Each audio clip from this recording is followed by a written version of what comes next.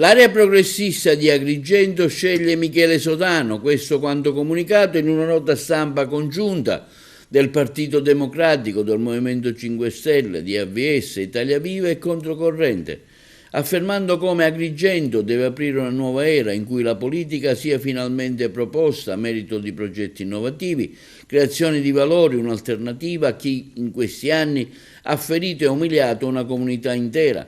Le forze progressiste unite lanciano una sfida nel segno del cambiamento e del rinnovamento della classe dirigente.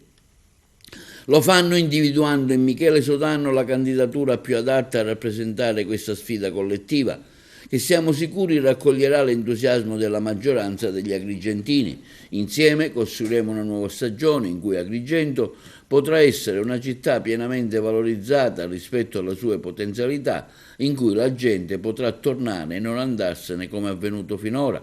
Su tale scelta interviene il leader di Controcorrente, l'onorevole Ismaele Lavardera, dichiarando: adesso puntiamo alla vittoria. Ismaele Lavardera continua affermando: non posso che esprimere soddisfazione per il fatto che nelle principali città il campo largo sia unito e compatto e non posso che essere ancora più soddisfatto che ad Agrigento il candidato sindaco sia Michele Sodano, ex deputato alla Camera, che ha sposato da subito il progetto Controcorrente, essendo il presidente dei dipartimenti tematici del movimento.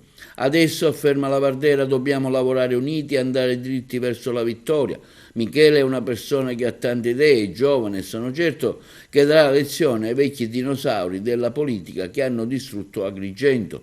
Dal canto nostro noi abbiamo dimostrato che sappiamo giocare di squadra e spero che questo tavolo possa continuare a riunirsi in chiave regionale. Serve dare alla Sicilia unità e compattezza.